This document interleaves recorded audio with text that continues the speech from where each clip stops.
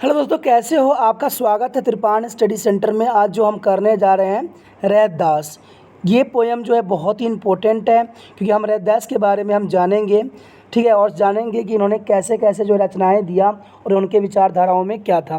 लेकिन जो है रैदास की जो पोयम करने से पहले एक बात बताऊँ जिसको आपको सोचना भी चाहिए, विचार भी करना चाहिए और अमल भी करना चाहिए। वो ये है कि जब भी वीडियो देखिए पूरा देखिए, क्योंकि अधूरा जानकारी सदैव खतरनाक होता है। साथ में एक इम्पोर्टेंट बात ये भी रहती है कि अगर आप पहली बार वीडियो देख रहे हो तो लाइक शेयर सब्सक्राइब जरूर कीजिए। देखिए दोस्तों, लाइक कीजिएगा तो इससे ये होता है कि बनाने वाले का जो मनोबल होता है वो बढ़ता है और आपके लिए अच्छा से अच्छा करने की सदैव कोशिश करता है। तो लाइक ज़रूर कीजिए और लाइक करके मुझे प्रोत्साहित कीजिए, जिससे मैं आपके लिए अच्छा से अच्छा और भी बेस्ट बना सकूं। और शेयर करना तो कहते हैं जग कल्याण के समान है। अगर आप दूसरे ज़रूरतमंद बच्चे हैं उनको अगर शेयर करते हैं और उन तक ये वीडियो पहुंचाते हो तो इससे ये होता है कि अगर उनकी आवश्यकता थी और वो उसी वीडियो की प्रतीक्षा में थी और आपके थ्रू वो मिल गया है तो वो आपके शुक्रिया अदा करेंगे और आपको धन्यवाद देंगे और आपको जो है अच्छा भी कहेंगे, ठीक है। और सब्सक्राइब करना इसलिए इम्पोर्टेंट है कि आप वीडियो तब भेजोगे ना अपने दोस्तों के पास जब आपके पास ही पता लगेगा कि ये वीडियो उनके लिए है। तो सब्सक्राइब करोगे तभी आप तक इसका नोटिफिकेशन जो है मिलेगा और सही समय पर जो है दूसरे बच्चों को भी हेल्प कर पाओगे। दोस्तों, आप सोचते होंगे कि त्रिपाण स्टडी सेंटर जो है सिर्फ वो जो है एनआईएस बोर्ड के लिए ही वीडियो बनाता है या सिर्फ एक ही क्लास के लिए वीडियो बनाता है। ऐसा नहीं है दोस्तों, ये जो है कई मायनों में हर जगह जो है हेल्पफुल है, क्योंकि ये जो है 8th class 9th 10th 11th 12th CBSE के सभी चैप्टरों को जो है कवर करता है। प्लस जो है एनआईएस बोर्ड 10th हो या +2 हो सभी सब्जेक्टों को कवर करता है। प्लस जो है ये पंजाब यूनिवर्सिटी के फर्स्ट सेमेस्टर से लेके 6th सेमेस्टर तक 8 सब्जेक्टों को जो है कवर करता है। और जो है बीए जो है बीए के बाद जो है एमए है। एमए में जिन बच्चों की जो प्रॉब्लम होती है उनको भी सोल्यूशन करने के लिए त्रिपाण स्टडी सेंटर सदैव अग्रसर है। तो कहते हैं इतना हेल्पफुल हो जाने के बाद भी अगर त्रिपाण स्टडी सेंटर को आप सब्सक्राइब नहीं करते हो तो आप दूसरे बच्चों को भी हेल्प नहीं कर पाओगे। तो सोचिए मत, विचार मत कीजिए, अभी त्रिपाण स्टडी सेंटर को सब्सक्राइब कीजिए, लाइक कीजिए, शेयर कीजिए और दोस्तों के साथ इसको व्हाट्सएप स्टेटस पे लगाइए। ठीक है दोस्तों, ये तो था आपके लिए। अब देखते हैं हमारे आज सिलेबस में क्या है। इनके दोहे करने से पहले जो है हम कुछ रैदास के बारे में जानना भी हमारे लिए रोचक होगा। कहते हैं आप संत कबीर की रचनाएं मध्यम स्तर पर पढ़ चुके हैं। अब आपको सामने कबीर के ही समकालीन कवि रैदास की कुछ रचनाएं हैं। देखिए, जो कबीर थे और जो रैदास थे दोनों ही समकालीन थे। समकालीन का अर्थ होता है कि दोनों ही एक ही समय काल में थे, यानी एक ही शताब्दी में दोनों थे। सामूहिक जन चेतना और जागरण करके शोषित मानव में नवीन स्फूर्ति का संचालन करने वाले उच्च कोटि के विनम्र संतों में रैदास का महत्वपूर्ण स्थान है। कहते हैं रैदास और कबीर जब जिस समय थे उस समय चारों तरफ जो थी अराजकता फैली हुई थी। सभी लोग जो थे भोग विलास में पड़े हुए थे। उस समय कबीर और रैदास की रचनाओं ने उनके प्रति जो है श्रद्धा और उनके जो कविताएं थे उनके माध्यम से लोगों में जो है जन संचार के साधन बनाए और उनके जो मनों में जो है परमात्मा के प्रति जो है श्रद्धा प्रकट हुआ। तब जाके जो है वो अपने भोग विलास को त्याग पाए थे। तो कहते हैं उनके दोनों जो समकालीन थे उनके विचारधारा काफ़ी हद तक एक ही चीज़ था। कहते हैं अपने उस धर्म के धार्मिक जो है अमंडरवादियों के प्रति क्षमा भाव के प्रकट भी किया है।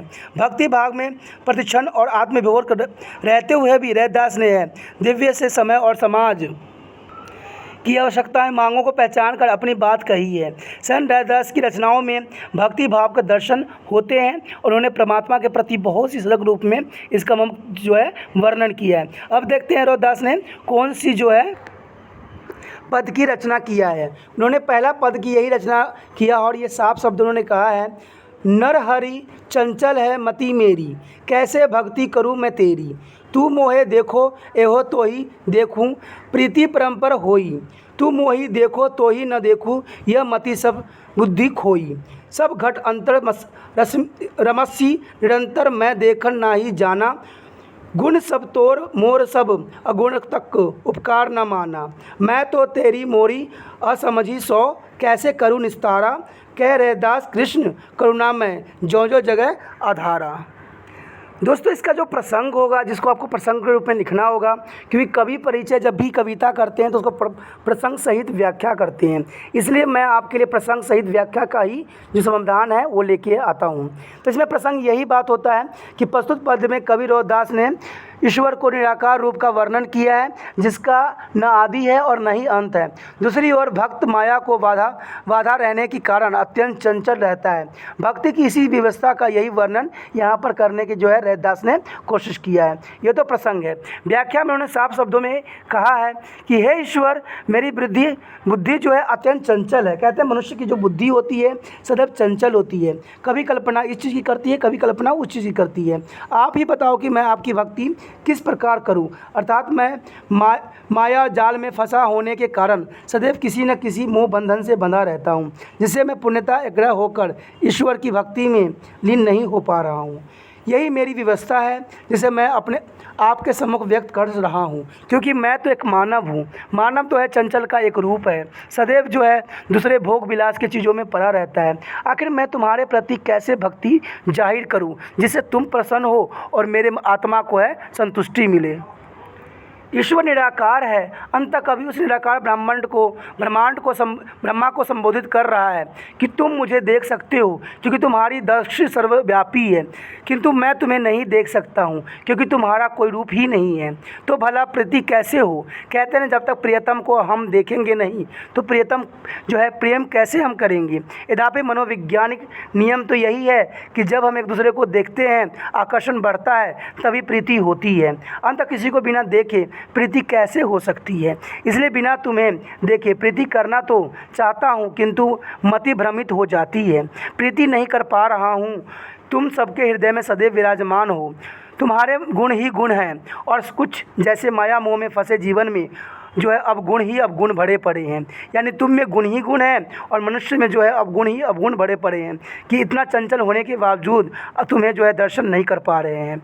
यहाँ तक कि तुम्हारे द्वारा किए गए उपकार भी मुझे जैसा अब गुण समझ नहीं पाता है कि तुमने कैसे जो है अपना जो लोगों के प्रति जो तुमने उपकार किया है वो भी मुझे समझ नहीं आता है।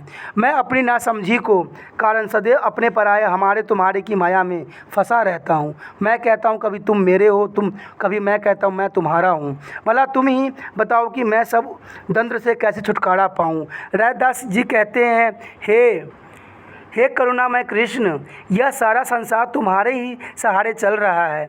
मैं तुम्हारी जय जयकार करता हूँ, कहता हूँ कि सदैव तुम मुझ पे कृपा करो और मुझे जो है एक मानव जीवन जो है उसके जो भी गलतियाँ हो उसको क्षमा करो।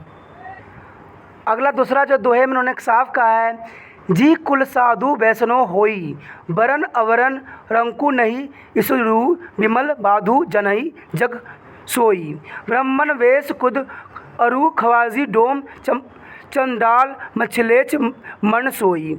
होई पुनीत भगवत भजन तो आपू तारी तारे कुल दोई। धनी सु गाऊ धनी सो ठाऊ, धनी पुनीत कटुम्ब सब लोई।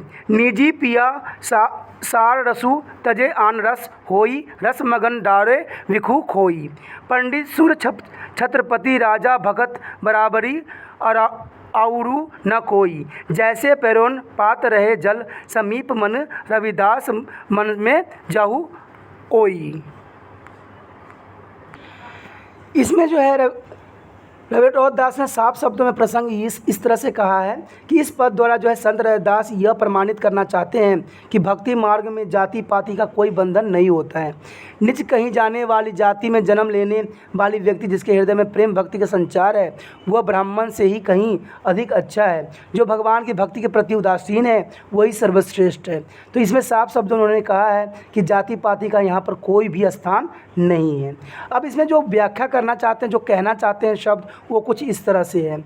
संत रोहितदास भक्ति की महत्ता बताते हुए कहते हैं कि जिस कुल में ईश्वर भक्त जन्म ले वही कुल उच्च और पवित्र कुल माना जाता है, चाहे वह स्वर्ण कुल हो या अवर्ण, गरीब हो या अमीर। कहने का तात्पर्य साफ शब्दों में यही है कि ईश्वर की दृष्टि में सच्चा भक्त ही ईश्वर का प्रियतम व्यक्ति वही है जो पुण्य आत्मा है, अच्छे कर्म करने वाला है और सच्चे मन में ईश्वर की भक्ति करता है। इसी भाव को एक स्थान पर रहीम ने इस प्रकार व्यक्त किया है, ऊंचे कुल का जन्मिए करने न ऊँच होए, सुबरन कलश सूरा भरा साधु निंदय सोए।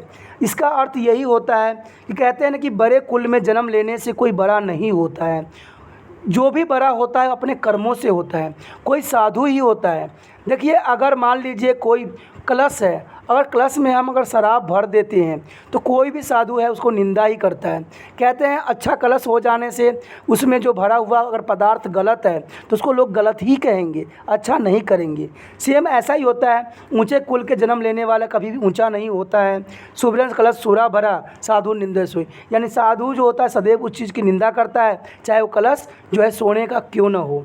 तो आगे पांडु कवि ने अपने उपयुक्त विचार की प्रस्तुति में कहता है कि चाहे व्यक्ति किसी भी वर्ग अथवा जाति का क्यों न हो, यदि वह सच्चे मन और पवित्र भाव से भगवान का भजन करे तो उसे स्वयं तो मुक्ति मिलती ही है, साथ ही उनके दोनों कुल माता पिता मुक्ति पा जाते हैं। कवि के कहने का तात्पर्य साफ शब्दों में यही है कि भगवान के भजन में बड़ी ही शक्ति है।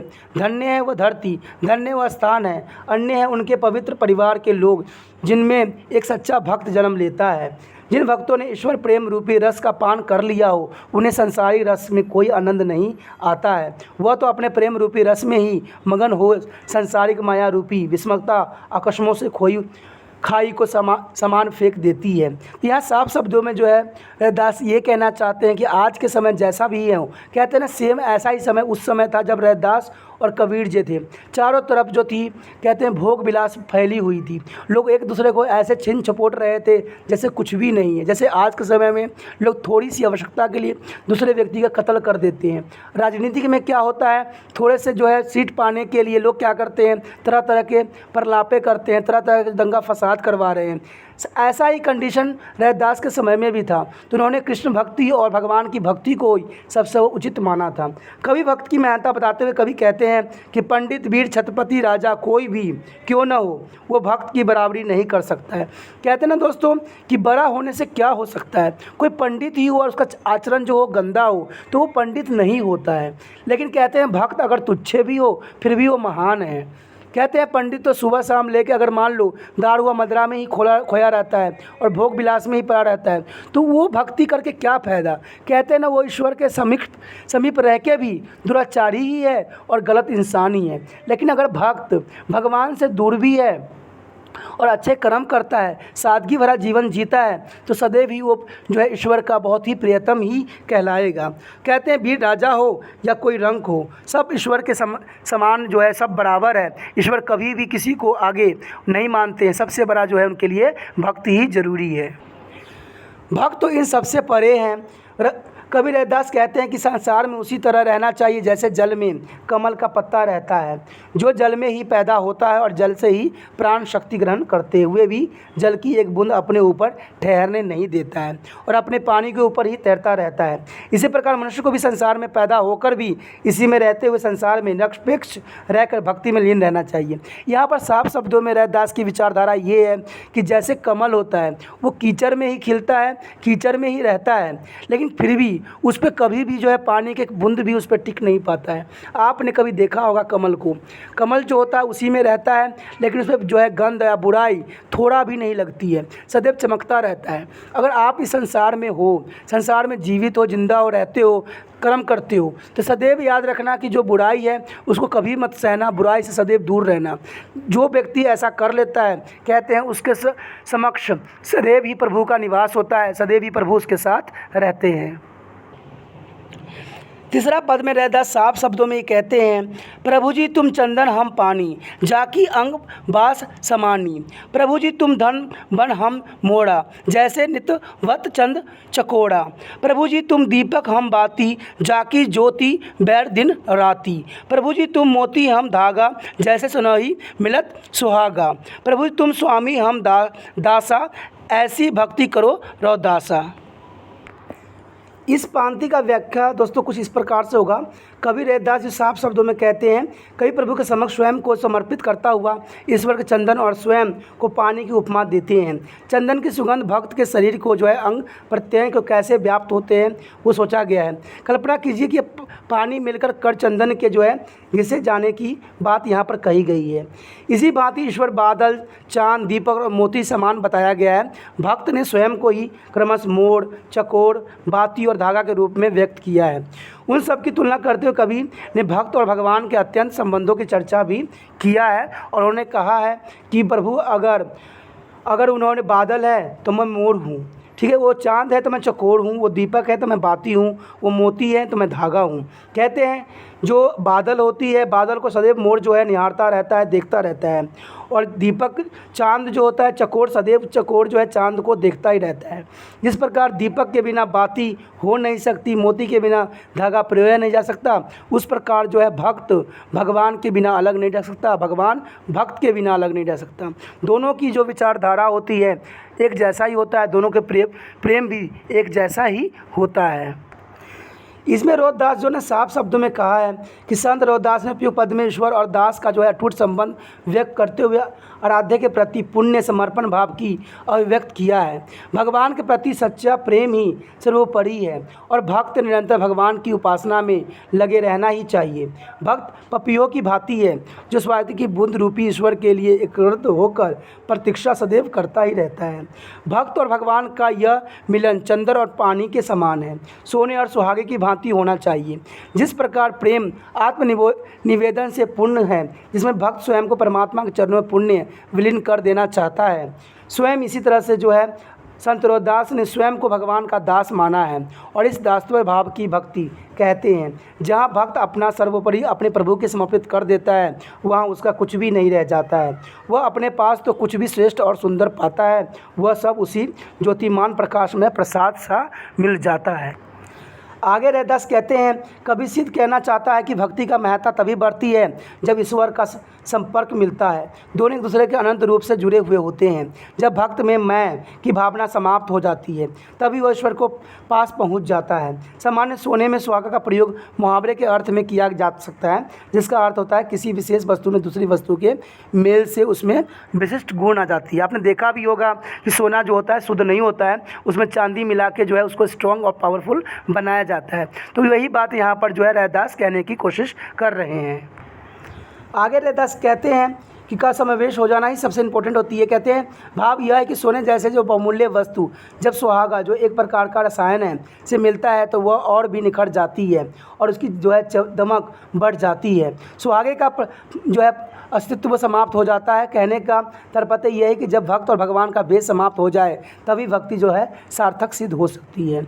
उपयुक्त में पद में जो अत्यंत अलंकार का सुंदर प्रयोग भी किया गया है, जैसे दीपक बाती जैसे, प्रभु तुम धन धन बस हम मोरे जैसे निवृत्त चर चकोरा। पद का साम्य भाव ही रहीम के पंक्तियों में भी देखने को मिलता है। ते रहे में मन अनु किनाहु चारू चकोर नी वसरत लगे रहे चारू चंद की ओर। तो ये बात तो साफ कहा गया है कि कहते हैं ना, जब तक ईश्वर की तब तक ही अस्तित्व है जब तक जो है भक्त है।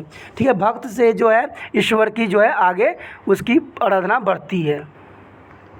आगे जो दोस्तों हैं हमारा जो है दोहे हैं। ठीक है, कबीर जी ने जो रैदास जी ने जो है दोहे का भी यहाँ पर वर्णन किया है। इसमें 3 दोहे दिए गए हैं। रैदास जी ने साफ शब्दों में कहा है कि हरी सा हीरा छड़ी करी करे आन की आस ते नर जमपूरी जायसी सती भावो रोहदास। इस दोहे का जो प्रसंग होगा दोस्तों ये होगा कि प्रस्तुत जो है सभी दोहों में कवि रैदास ने ईश्वर भक्ति की महिमा का गुणगान किया है। इतना भी लिखते हो चाहिए कि जो कविता है हमारे हिंदी के पाठ्य पुस्तक से ली गई है। इसका जो लेखक है, इसका जो कवि हैं वो रैदास जी हैं। रैदास जी ने ईश्वर के प्रति जो है अपनी भक्ति और श्रद्धा को और महिमा को जो है यहाँ पर बखान किया है। इसमें जो है व्याख्या यानी इसका अर्थ जो कुछ हद तक ये होगा, कवि रैदास का सत्य कथन है कि ईश्वर भक्ति जैसा हीरा बड़े यत्नों से मिलते हैं। हैं। उसे छोड़ने से किसी अन्य संसारिक मोह माया की ओर चित्त लगने वाली व्यक्ति यानी यमलोक ही जाएगा। उसे स्वर्ग या इस संसार के मोक्ष की कामना नहीं करनी चाहिए। अर्थात संसार में केवल ईश्वर भक्ति ही ऐसी अमूल्य वस्तु है कि उसके सामने सभी संसारिक वस्तु फीकी पड़ जाती है। यदि हम संसारिक जो माया मोह में डूबे रहेंगे तो निश्चय ही मृत्यु के पश्चात हमारा पुनः इन लोक में आवागमन बना ही रहेगा। यानी सदैव जो है हम मृत्यु चक्र से मुक्त नहीं होंगे और सदैव जो है मृत्यु लोक में हमेशा ही जन्म लेते ही रहेंगे। अर्थात बार बार पृथ्वी पर जन्म लेना ही होगा। संत रैदास ठीक कहते हैं कि यदि मुक्ति प्राप्त करनी है और बार बार जन्म लेने के चक्र से बचना है तो उसका एक ही रास्ता है ईश्वर भक्ति। ऐसा माना जाता है कि धातुओं में सबसे मूल्यवान धातु हीरा है। अंततः हरि की भक्ति यदि हीरे के समान है तो अन्य सांसारिक वस्तु उसके सामने कुछ भी नहीं है, सब के सब तुच्छ हैं। इसके साथ ही जो है ईश्वर भक्ति में वही शक्ति है जिसके द्वारा भक्ति को मोक्ष प्राप्त होता है, जबकि अन्य सांसारिक वस्तुओं को मोह जाल में बंधने पर मानव की शक्ति छीन हो जाती है। आपने देखा ही होगा किसी चीज़ की लालसा हमें कहीं कोई भी नहीं छोड़ता है, वह उसी में उलझता जाता है और अंत में वो मृत्यु को प्राप्त कर जाता है। इसी सत्य की ओर कवि का संकेत है कि जीवन में जो है किसी चीज़ के पीछे हमें इतना भी पागल नहीं होना चाहिए कि वो हमारा जीवन तक भी छीन ले। कहते हैं संत रविदास के मनुष्य योनि की सर्वश्रेष्ठ माना है कि देखिए दोस्तों, जो मनुष्य योनि होता है, जो व्यक्ति आत्महत्या करते हैं या गलत कदम को उठाते हैं वो सबसे बड़े दुर्भाग्य होते हैं। उनके दुर्भाग्य उनके साथ कभी नहीं छोड़ता है, क्योंकि जो मानव योनि होता है यानी मानव जन्म होता है सदैव ही सर्वश्रेष्ठ माना जाता है। उसके अनुसार यही जन्म भगवत भक्ति और साधना के लिए स्वर्णिम अवसर होता है। इसी दोहे से जो है परलोक की प्राप्ति होती है, अर्थात मानव शरीर के माध्यम से ही अधिक से अधिक भक्ति की जा सकती है और ईश्वर के निकट पहुंचा जा सकता है और मुक्ति प्राप्त किया जा सकता है। आगे रैदास कहते हैं, दूसरा जो लाइन है उसमें कहते हैं कि रैदास कहे जो को हृदय रहे रैनी दिन राम, सो भगता भगवान समी क्रोध न व्यापो काम। दूसरे दोहे का जो प्रसंग होगा दोस्तों ये होगा कि इस दोहे में भक्ति की महत्ता बताई गई है और सदाचार के लिए काम क्रोध लोभ मोह आदि को यानी त्यागने योग्य माना गया है कि ऐसे चीज़ों को काम क्रोध लोभ को सदैव ही अपने जीवन से त्याग देना चाहिए। इसमें व्याख्या कुछ इस शब्दों में किया जा सकता है, यानी इसका अर्थ जो होगा कुछ इस तरह से होगा। संत रैदास के विचार से जिसके हृदय में रात दिन राम का नाम है, राम का वास है, वह भक्त भगवान के समान ही माना जाता है। ऐसे भक्त को काम क्रोध आदि की माया नहीं सताती है, क्योंकि वह इन सभी जंजालों से अपने आप को मुक्त कर लेता है, स्वयं को नियंत्रण करके ईश्वर भक्ति के परम पद पर पहुंच चुका होता है। कहने का तो यहाँ पर साफ शब्दों में यही है कि भक्ति मार्ग पर चलकर भक्त भगवान की श्रेणी में पहुंच जाता है। वह भक्ति की महिमा है। अंततः इस उच्च पद पर पहुँचने के लिए मानव का जीवन में भक्ति के मार्ग पर चलना ही शिष्टाचार है। इसमें जो है रैदास ने साफ शब्दों में बात कहने की समझाने की कोशिश किया है कि अगर जो भक्त मोह माया काम क्रोध लोभ सबको मुक्त हो जाता है वो भगवान के समान हो जाता है, यानी भगवान के वो प्रिय हो जाता है और सदैव भगवान के साथ ही रहता है और वो जो है संसारिक जीवन से सदैव के लिए मुक्ति प्राप्त कर लेता है। तीसरा रैदास जी ने साफ शब्दों में तीसरी लाइन में ये कहा है, जा दोषो घिन्न उपजे नरक कुंड है वास, प्रेम भक्ति ते उदरे प्रगट जन रैदास। रैदास की जो आखिरी और अंतिम जो है प्रसंग कुछ इस तरह से है।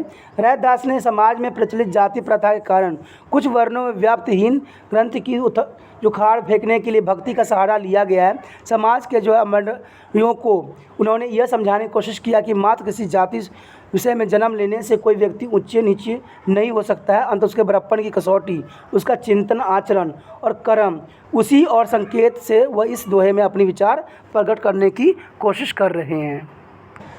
इसमें व्याख्या करते हुए रैदास जी कहते हैं कि समाजी दृष्टि से नीची कही जाने वाली जातियां जिन्हें देखकर ही उच्च वर्ग के लोग घृणा से मुख मोड़ लेते थे, वे लोग जिन बस्तियों में रहते थे वो नरक के समान गंदी थी, किंतु उन्हीं में से कोई भी मनुष्य ईश्वर भक्ति को प्रेम के बल पर अपने चिंतन और आचरण से प्रभु का भक्ति भी बन सकता है, यानी भक्त भी बन सकता है अगर उनके अच्छे आचरण हैं, उनके चित्त अच्छे हैं। कहते हैं दोस्तों, अमीर हो जाने से कोई ईश्वर का भक्त नहीं हो जाता। आपने देखा होगा कि मंत्री संतरी लोग अक्सर जो है भगवान के द्वार पे चक्कर लगाते हैं, उनको उनको वो क्या लगता है कि भक्त भगवान जो है उनसे बहुत खुश हैं और बहुत ही उनसे प्रेम करते हैं, ऐसा नहीं है। भगवान तो कभी भी मंदिर और मस्जिद में नहीं होते हैं। भगवान तो सदैव जो है इंसानों के दिल में वास करते हैं। वो सच्चे मार्ग पर चलने वालों को सदैव सहायता करते हैं। ईश्वर जो है एक ऐसा सर्वव्यापी है जो हर कण कण में जो है उपस्थित होते हैं। भक्ति कहते हैं ना कि जो चिंतन और जो आचरण से प्रभु की भक्ति करता है सदैव जो है प्रभु के समक्ष ही रहता है। उदाहरण देते हुए कहते हैं कि रैदास स्वयं भक्ति कर उससे उबर चुके हैं। अर्थात रैदास जिनके जो है निम्न जाति में पैदा होने का बोझ सदा ही सताता रहा है, निर्कुल में पैदा होने के कारण सदैव घृणा के पात्र रहे हैं। कहते रैदास कि मैं भी जो है नीच जात में पैदा जन्म लिया तो लोगों ने मुझे घृणा के पात्र ही समझा। लोगों की दृष्टि में उनका निवास नरक कुंड के समान है। यानी लोग जो समझते हैं कि जो रैदास है वो नरक कुंड में उपस्थित है, यानी उनका जात जो है नीच है। लेकिन क्योंकि वहाँ दिन रात चमड़े की साड़ और वातावरण दूषित रहता है, जहाँ पर वो रहते थे वहाँ पर चमड़े की जो है काफ़ी कार्य होता था, इसलिए लोग उनको नीच जैसा समझते थे। वही रहकर स्वयं रैदास ईश्वर भक्ति के बल पर समाज के लिए आदर्श बनकर प्रकट हुए। कवि के कहने का यही तात्पर्य है कि जाति पाति पूछी नहीं कोई, हरि के भजे सो हरि का होए। कहते हैं जाति पाति कभी नहीं कोई किसी के भक्ति के लिए पूछता है। जो भक्ति करता है वही भगवान को प्राप्त करेगा, चाहे किसी भी धर्म को हो, कोई भी जाति का हो। ईश्वर जो है परमात्मा है, वो सर्वव्यापी है, हर जगह उपस्थित है। हर को भी ईश्वर को भक्ति करने का अधिकार है। कोई भी जाति, कोई भी धर्म के लोग किसी भी ईश्वर को जो है भक्ति कर सकते हैं, किसी भी ईश्वर को मान सकते हैं, क्योंकि ईश्वर जो है सर्वव्यापी है और जो है वो कण कण में उपस्थित है। इसी के साथ जो है दोस्तों हमारा टॉपिक आज खत्म हो रहा है। ठीक है, अगर आपको अच्छा लगा तो लाइक शेयर सब्सक्राइब जरूर कीजिए। अगर पहली बार अगर आप वीडियो देख रहे हो, पहली बार मेरे चैनल पे आए हो तो सब्सक्राइब करना आपका फ़र्ज़ बन जाता है। सब्सक्राइब करने से ये होगा कि जो भी मैं आप क्लास के रिगार्डिंग कोई भी वीडियो डालूंगा उसका नोटिफिकेशन जो है समय समय पर आपको प्राप्त होता रहेगा। अगर सब्सक्राइब नहीं कीजिएगा, अगर आप दोबारा से तिरपान स्टडी सेंटर पर आने की कोशिश कीजिएगा तो वहाँ पर आप तिरपान लिखिएगा तो जो है वो तिरपस कर देगा। ठीक है, जो आप गूगल पर सर्च करेंगे वो तिरपस कर देगा, जिससे वजह से आप जो है मेरे वीडियो का जो है फ़ायदा नहीं उठा पाओगे। तो सोचिए मत, विचार मत कीजिए, सब्सक्राइब कीजिए। आप सोचते होइएगा कि मेरे जो एग्ज़ाम खत्म हो जाने के मेरा क्या ज़रूरत है तिरपान स्टडी सेंटर से। ठीक है, तो इसलिए सब्सक्राइब नहीं करने का सोचिएगा। लेकिन दोस्तों ऐसा नहीं है, तिरपान स्टडी सेंटर जो है बहुत हेल्पफुल है। क्योंकि ये जो है आपके 8th class 9th 10th 11th 12th जो आर्ट्स के सब्जेक्ट को कवर करता ही है, प्लस जो है ये NIC बोर्ड के जो है 10th +2 को भी कवर करता है। साथ में BA जो है फर्स्ट ईयर से लेकर 6 सेमेस्टर तक बच्चों के लिए ये अग्रसर रहेगा आर्ट्स सब्जेक्ट में। तो सोचिए नहीं, विचार नहीं कीजिए, काफ़ी जो है तिरपान स्टडी सेंटर का फ़ायदा ही फ़ायदा है।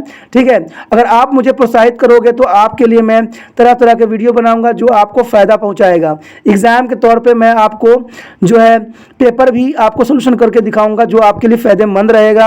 अगर नहीं सब्सक्राइब कीजिएगा, मेरा मनोबल घटेगा, तो हो सकता है कि आपको फिर दोबारा मैं ना वीडियो बनाऊं और आपको फ़ायदा ना पहुंचाऊं। तो अभी भी नहीं सोचिए, मेरा जितना आप फैलाइएगा, जितने दूसरे बच्चों के साथ शेयर कीजिएगा, उतना जो है मैं आपके लिए कार्य करने में अग्रसर रहूँगा। ठीक है दोस्तों, इसलिए सोचिए मत, विचार मत कीजिए, अभी सब्सक्राइब कीजिए और अपने व्हाट्सएप स्टेटस पर लगाइए और दूसरे बच्चों के साथ भी शेयर कीजिए। ठीक है दोस्तों, अपना ध्यान रखना। बाय।